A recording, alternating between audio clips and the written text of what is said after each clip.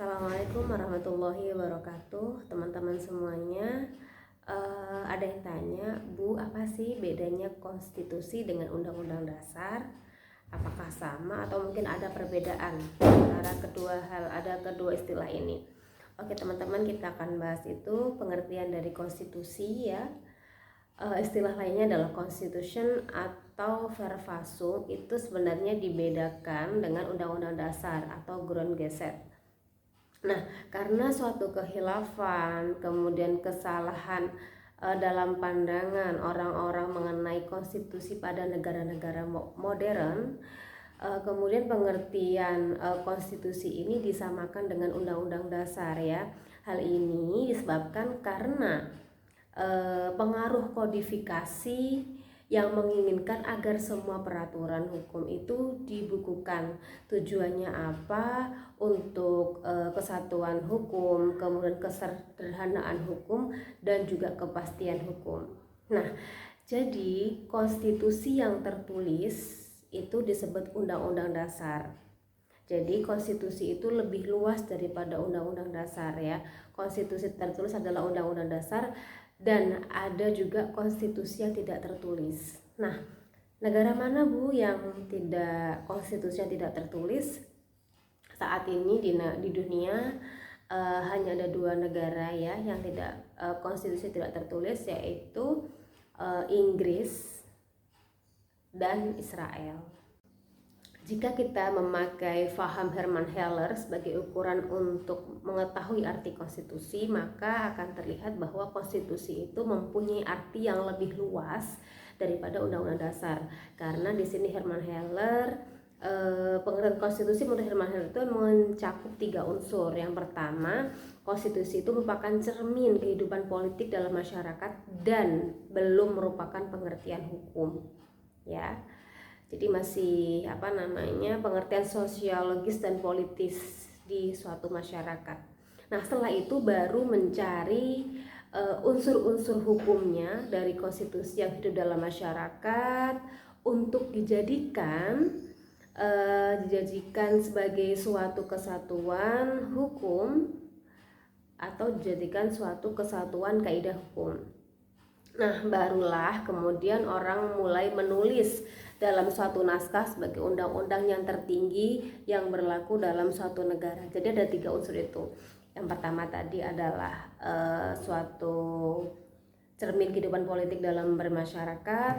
Kemudian setelah itu baru dicari unsur-unsur hukumnya, dan setelah itu barulah ditulis sebagai suatu naskah undang-undang yang tertinggi yang berlaku dalam suatu negara. Jadi pengertian undang-undang dasar itu baru merupakan sebagian dari pengertian konstitusi, yaitu konstitusi tertulis disebut undang-undang dasar. Nah, sebenarnya konstitusi itu tidak hanya bersifat yuridis saja, tetapi bersifat politis dan juga sosiologis. Nah, kalau kita bicara tentang konstitusi tertulis, menurut pendapatnya Prof. Jimli Asidiki dalam bukunya Konstitusi dan Konstitusionalisme, konstitusi tertulis pertama di dunia adalah Piagam Madinah atau As-Sufah yang dibuat pada tahun 622 Masehi, yang dibuat oleh Nabi Muhammad SAW bersama penduduk Madinah, yang mengatur tentang antara kaum Muhajirin dan kaum Ansor, yang mengatur tentang mengatur 13 suku yang ada di Madinah, yang mengatur tentang tidak hanya tentang ukhuwah Islamiyah, persaudaraan antara sesama umat Islam saja, tetapi juga mengatur tentang ukhuwah insaniyah, persaudaraan sesama manusia, antar pemeluk lain, antar suku lain, seperti itu. Nah, sebenarnya suatu konstitusi tertulis atau undang-undang dasar itu harus memenuhi 2 syarat ya. Syarat yang pertama adalah bentuknya, yang kedua adalah syarat isinya. Nah, syarat bentuknya, naskah tertulis yang merupakan undang-undang tertinggi yang berlaku dalam suatu negara secara hierarki paling tinggi tingkatannya, yang akan dijadikan rujukan oleh undang-undang di bawahnya. Yang kedua adalah mempunyai syarat isi ya. Syarat isinya seperti apa? Yaitu peraturan yang bersifat fundamental, atau isinya di sini hanya hal-hal yang bersifat pokok saja, hanya bersifat asas-asas saja. Kenapa? Tujuannya apa? Supaya lebih mudah diubah ya, tidak mudah diubah ya, supaya tidak mudah diubah dan luas mengikuti perkembangan zaman, seperti itu.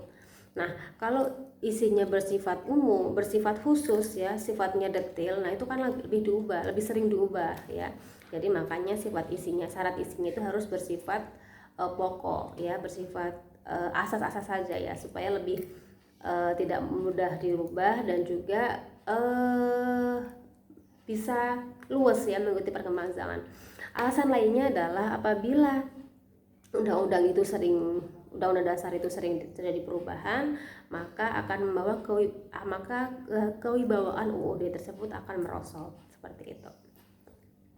Menurut Carl Smith ya, konstitusi dalam arti positif itu mengandung arti sebagai keputusan politik yang tertinggi.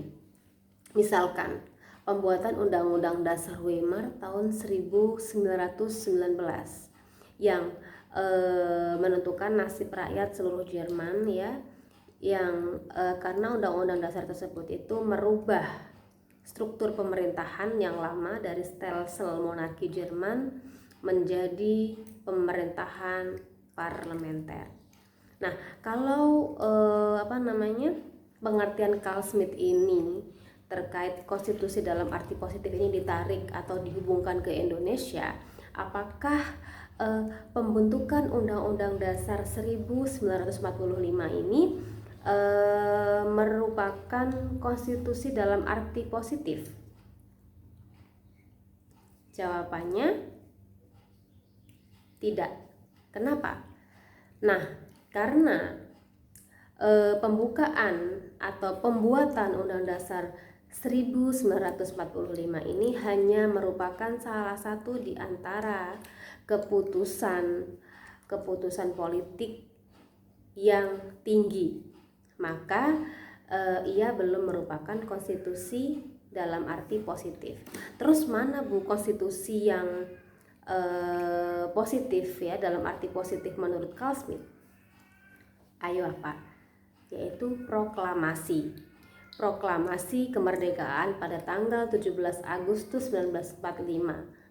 Nah, kok bisa proklamasi sebagai konstitusi dalam arti positif menurut Carl Smith? Kenapa? Karena proklamasi kemerdekaan itu merupakan satu-satunya keputusan politik yang tertinggi yang dilakukan oleh bangsa Indonesia yang merubah nasibnya dari suatu bangsa yang dijajah menjadi bangsa yang merdeka. Jadi Undang-Undang 1945 dilahirkan setelah proklamasi kemerdekaan sebagai tindak lanjut dari proklamasi kemerdekaan itu ya. Jadi kalau menurut Carl Smith, konstitusi dalam arti positif karena tadi mengartikan sebagai keputusan politik yang tertinggi, maka menurut Carl Smith konstitusi dalam arti positif adalah proklamasi ya, karena tadi ya suatu keputusan politik yang mengubah bangsa Indonesia dari yang dijajah menjadi merdeka, seperti itu. Nilai-nilai yang terkandung dalam konstitusi itu ada 3 ya. Yang pertama adalah nilai normatif, yang kedua adalah nilai nominal, yang ketiga adalah nilai semantik. Nah, suatu konstitusi mempunyai nilai normatif apabila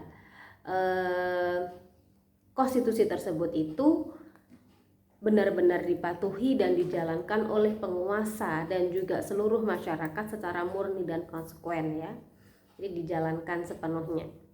Kemudian suatu konstitusi itu mempunyai nilai nominal apabila konstitusi tersebut itu berlaku secara hukum, namun dalam implementasinya, dalam prakteknya itu tidak berjalan atau belum bisa dijalankan secara maksimal.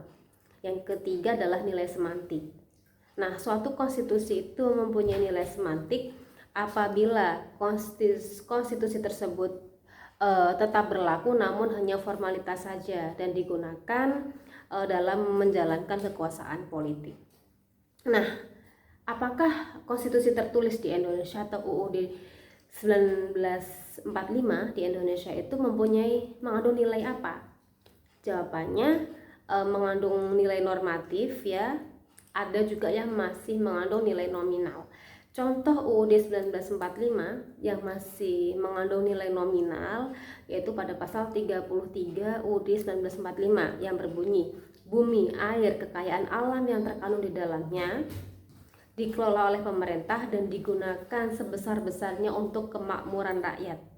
Nah, pasal ini masih bersifat nominal ya, karena masih belum bisa dijalankan secara maksimal. Nah, selanjutnya tentang sifat konstitusi ya. Sifat konstitusi itu ada dua. Yang pertama bersifat fleksibel, yang kedua bersifat rigid. Nah, bagaimana Bu kita bisa mengetahui bahwa konstitusi tersebut itu bersifat fleksibel atau konstitusi tersebut bersifat rigid? Nah, di sini ada dua pendapat. Pendapat yang pertama itu melihat dengan cara merubah konstitusi, cara mengubah konstitusi. Nah, karena konstitusi itu merupakan undang-undang dengan hierarki tertinggi yang merupakan rujukan dari peraturan perundangan di bawah-bawahnya, maka pembuat konstitusi di sini itu menentukan tentang cara pembuatan atau cara perubahan, cara pengubahan atau cara pengamandemen konstitusi. Nah, di Indonesia cara mengamandemen konstitusi itu melalui cara yang istimewa ya, diatur dalam pasal 37 ayat 4 UUD NRI 1945, yaitu diusulkan minimal sepertiga anggota MPR, kemudian dihadiri oleh minimal 2/3 anggota MPR dan disetujui oleh 2/3 MPR yang hadir ya. Nah, namun berarti kalau kita melihat Indonesia itu cara pengamandemenan atau pengubahan konstitusi itu dengan cara yang istimewa, berarti Indonesia dikategorikan sebagai sifat konstitusinya bersifat konstitusi yang rigid atau kaku ya, cara pengubahannya melalui cara yang istimewa. Namun juga ada negara itu yang cara mengubah konstitusinya itu bersifat fleksibel atau bersifat luwes ya. Sebagai contohnya adalah negara New Zealand ya. Ini dengan pertimbangan bahwa perkembangan tidak perlu mempersulit perubahan konstitusi ya. Jadi makanya dia lebih bersifat fleksibel dalam pengubahan konstitusi, tidak menggunakan cara yang istimewa. Artinya di New Zealand itu pengubahan konstitusi itu cukup dilakukan oleh badan pembuat undang-undang biasa. Nah, seperti itu. Nah, kemudian cara yang kedua adalah konstitusi tersebut tidak mudah atau tidak mengikuti perkembangan zaman. Nah, karena pendapat yang pertama tadi menentukan sifat fleksibel atau rigidnya suatu sifat konstitusi itu tidak sepenuhnya benar ya, karena pada hakikatnya kekuatan politiklah yang bisa mengubah konstitusi, mengubah undang-undang dasar ya, terkait kekuatan politik yang berkuasa pada suatu waktu, pada saat itu ya. Betapapun rigidnya suatu konstitusi, namun apabila politik yang berkuasa pada waktu tersebut itu menghendaki konstitusi itu perlu dirubah, maka konstitusi akan diubah. Begitupun sebaliknya. Oleh sebab itu pendapat kedua tentang sifat konstitusi ini berpendapat bahwa dengan cara melihat sifat konstitusi itu berdasarkan mudah atau tidaknya mengikuti perkembangan zaman. Nah, jika konstitusi itu mudah mengikuti perkembangan zaman, maka konstitusi tersebut bersifat fleksibel ya, atau luas mengikuti perkembangan zaman. Nah, kalau konstitusi tersebut itu tidak mudah mengikuti perkembangan zaman, maka konstitusi di suatu negara tersebut bersifat rigid atau kaku. Nah, itu pendapat yang kedua. Jadi begitu ya teman-teman, terkait sifat konstitusi. Jadi ada dua pendapat. Oke, baik teman-teman, demikian yang dapat saya sampaikan terkait konstitusi. Semoga bermanfaat.